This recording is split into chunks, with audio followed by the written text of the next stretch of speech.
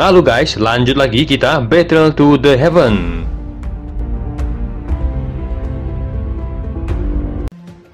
Panatua lainnya saling memandang saat melihat itu, kegembiraan melonjak di mata mereka, tidak ada yang menyangka Kaisar Naga sebelumnya yang dikabarkan telah hilang sebenarnya masih hidup, dengan begitu kekuatan suku naga kuno pasti akan melonjak.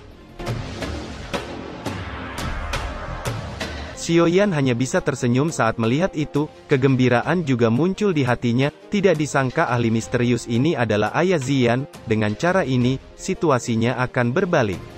Jadi kamu adalah Kaisar Naga Kuno sebelumnya, kata Gu Yuan tersenyum dan menangkupkan tangannya.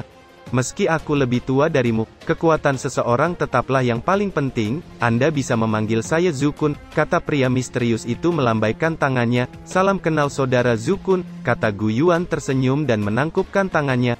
Yang mulia, Xiaoyan adalah dermawan besar, dia telah menyelamatkan suku kita dari banyak situasi kritis, selain itu, jika bukan karena dia, Ziyan tidak akan bisa dengan selamat kembali ke suku kita, kata Panatua Zhu Huo melangkah maju dan berbicara dengan hormat. Situasi kritis, bagaimana suku naga kuno sekarang? Kata Zukun terkejut saat mendengar itu, Panatua Zhu Huo kemudian menceritakan semua masalah yang terjadi. Kemarahan melintas di mata Zukun saat mendengar suku naga kuno terpecah belah menjadi 4, dia tidak menyangka Raja Naga Utara dan lainnya, yang awalnya sangat menghormatinya, benar-benar akan berkhianat setelah dia menghilang. Sepertinya aku benar-benar pusing karena masalah ini, beruntungnya masalahnya sudah diatasi, kata Zukun tersenyum dan mengalihkan pandangannya ke Xiaoyan. Dari apa yang telah diceritakan Zhu Huo, dia mengerti bahwa Ziyan memiliki hubungan yang sangat dekat dengan Xiaoyan. Dia melihat sendiri bagaimana Ziyan telah mempertaruhkan nyawanya untuk melindungi Xiaoyan sebelumnya, jika sesuatu terjadi pada Xiaoyan hari ini, kemungkinan masalah ini akan sulit untuk diselesaikan. Xiaoyan sedikit terdiam saat melihat wajah Zukun yang berubah sangat hangat saat menatapnya, sebelum berbicara sambil tersenyum, Panatua Zhu Huo benar-benar tahu bagaimana cara bercanda, kata Xiaoyan.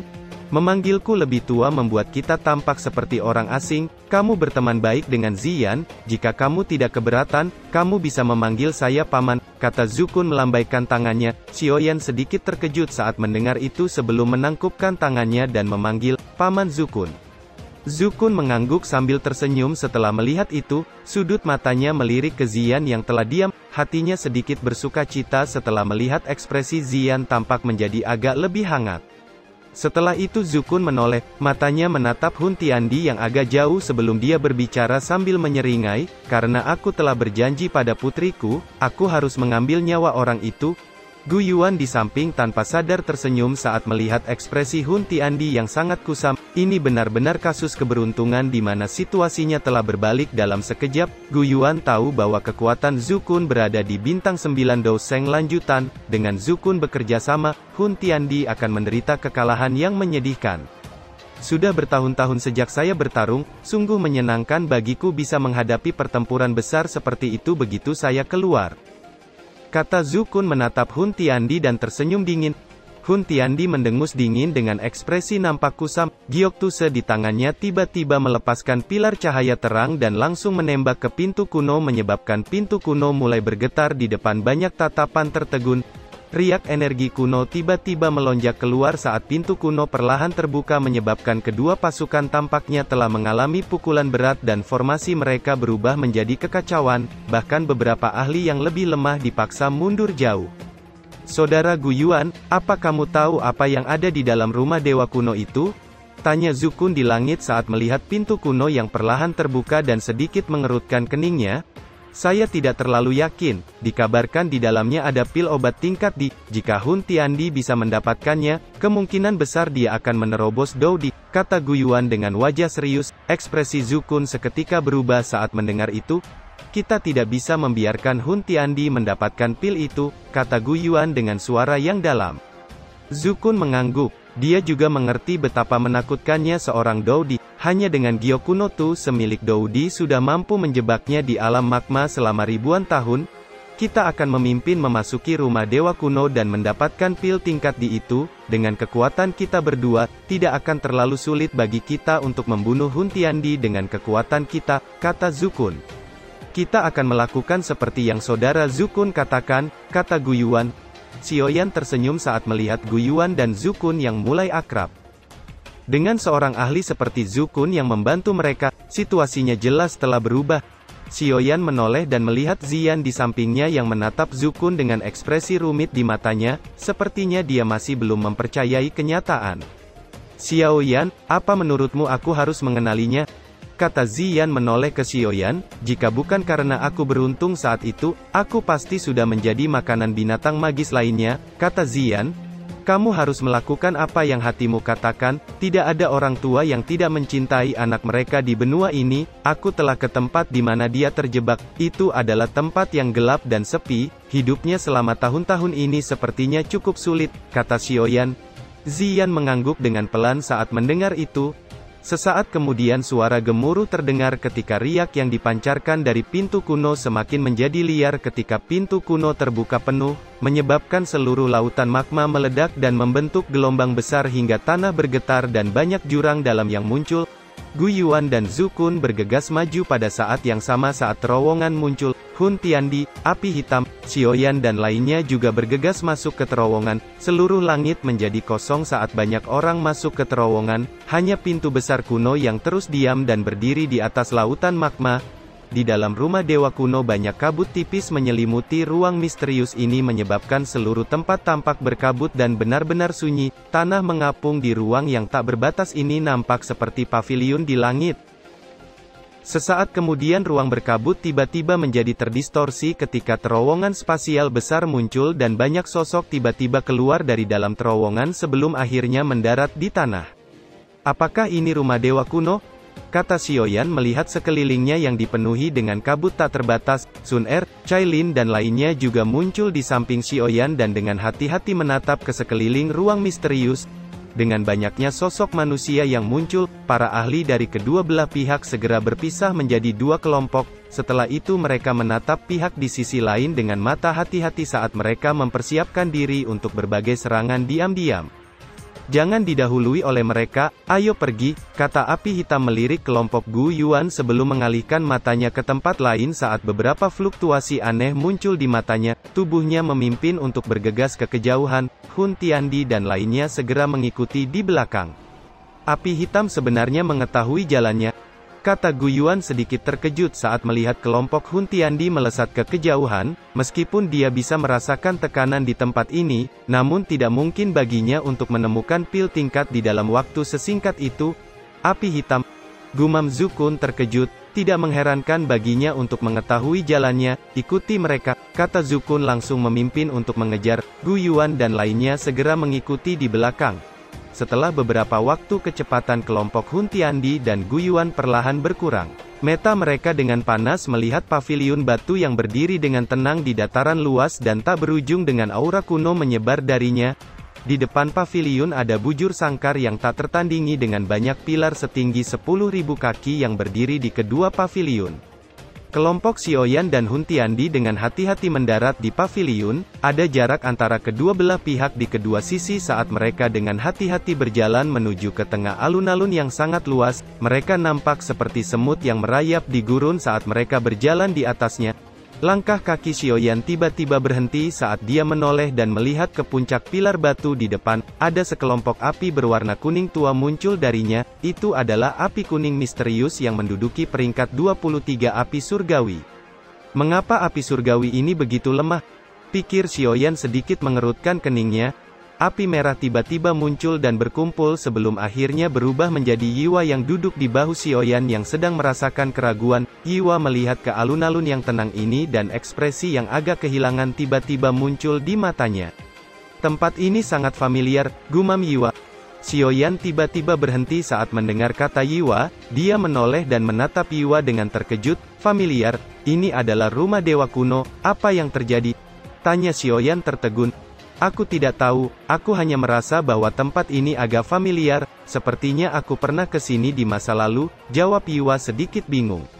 Ekspresi Xiaoyan langsung berubah saat mendengar itu, dia mengerutkan keningnya saat melangkah lebih cepat dan menyusul yang lain. Semua orang saat ini juga menemukan api surgawi kuning di pilar batu dan mengabaikannya, karena peringkat api surgawi yang terlalu jauh di belakang. Setelah berjalan sejauh 1000 kaki lagi, ada pilar batu lain yang menjulang tinggi muncul, ada juga sekelompok api yang naik di pilar batu.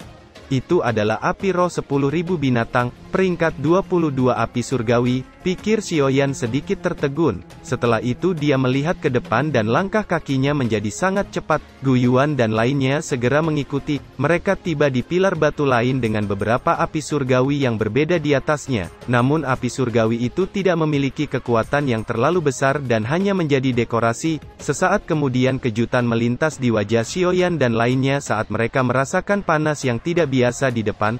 Tampaknya api surgawi peringkat lebih tinggi terletak lebih jauh di depan. Gumam Xiaoyan menoleh dan melihat Yiwa yang duduk di bahunya, ada riak tak biasa di matanya. Kelompok Xiaoyan mempercepat langkahnya dan tiba di banyak pilar batu yang menjulang tinggi dengan beberapa api surgawi peringkat tinggi di atasnya. Xiaoyan melihat api inti teratai hijau miliknya, api jatuh hati, api hati laut, api tulang dingin, dan masih ada yang lain.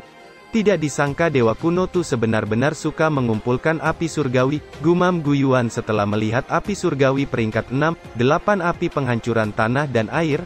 Aku ingin tahu apakah api surgawi peringkat 3 teratas ada di sini. Gumam Yan Jin mengangguk dan tiba-tiba melirik Yiwa di bahu Xiaoyan dan api hitam di sisi lain. Dengan adanya 2 api surgawi peringkat atas ini, sepertinya tidak akan lagi 2 api surgawi yang sama, pikir Yan Jin. Kedua kelompok dengan cepat bergegas melewati alun-alun yang luas dan mendekati ujung alun-alun. Ada 2 pilar batu menjulang tinggi lainnya muncul di hadapan semua orang setelah mereka melewati api surgawi peringkat 4, api kaisar emas. Mata semua orang tertuju ke atas 2 pilar batu, namun mereka tidak melihat 2 api surgawi yang muncul. Ini adalah 2 pilar batu terakhir. Tampaknya Dewa Kuno Tu Si tidak dapat memperoleh api surgawi peringkat pertama yang legendaris. Gumam Gu Yuan menghela napas. Xiaoyan sedikit mengerutkan keningnya saat dia melihat 2 pilar batu yang kosong. Dia tiba-tiba teringat perasaan akrab yang dikatakan Yiwa sebelumnya. Setelah itu dia melirik api hitam dan melihat ekspresi kehilangan di wajahnya yang sama seperti Yiwa. Sepertinya itu bukan karena Dewa Kuno Tu Se tidak mampu mengumpulkan api lotus iblis dan api hitam, sebaliknya, keduanya telah melarikan diri dari tempat ini. Dewa Kuno Tu Se benar-benar terlalu menakutkan, pikir Xiaoyan mengerutkan keningnya. Kejutan melintas di matanya saat dia melihat pilar batu yang menjulang tinggi di belakangnya. Ada 20 api surgawi yang semua energinya telah menghilang dan menjadi api biasa dengan bentuk aslinya. Dengan bisa menelan 20 jenis api surgawi bersama-sama, sepertinya hampir tidak ada orang di benua ini yang bisa melakukannya. Wajah Yiwa yang duduk di bahu Xiaoyan sedikit rumit saat dia melihat pilar batu kedua. Ekspresinya yang hilang, menyakitkan, dan menakutkan nampak muncul di wajahnya. Tangan Xiaoyan dengan lembut menepuk kepala Yiwa kecil. Dia yakin bahwa Yiwa dan api hitam pernah tertahan di pilar batu ini, dan pada akhirnya keduanya entah bagaimana melarikan diri. Mungkin telah terjadi sesuatu yang tidak terduga sehingga ingatan mereka berdua menjadi kabur. Di mana pil tingkat di itu? Kata Hun Tiandi menoleh ke api hitam yang sedang menatap tempat di tepi yang diselimuti kabut tebal, menyebabkan dia tidak dapat melihat ke dalamnya. Api hitam membuka mulutnya dan menghisap kabut tebal. Segera setelah itu bayangan besar tiba-tiba menyelimuti seluruh tempat. Semua orang segera menengadah ke atas hanya untuk melihat patung orang tua raksasa di depan mereka. Apakah itu patung Dewa Kuno Tu Si? Pikir semua orang tertegun. Banyak kelompok cahaya yang terbang di sekitar patung batu. Itu adalah metode Qi dan keterampilan Dou kelas Tian. Pikir Xiaoyan menyipitkan matanya saat melihat ratusan metode Qi kelas Tian dan keterampilan Dou. Bagaimanapun metode Qi kelas Tian dapat dianggap cukup langka bahkan di klan Gu dan klan Hun. Meskipun keterampilan Dou dan metode Qi kelas Tian sangat menarik, namun kelompok Gu Yuan dan Hun Tiandi mengabaikannya. Mata mereka hanya menyapu sesaat sebelum masuk ke tempat lain. Satu suara tua yang bergema tiba-tiba turun dari langit menyebabkan semua orang mengerutkan keningnya. Sudah lama sekali tempat ini tidak ramai.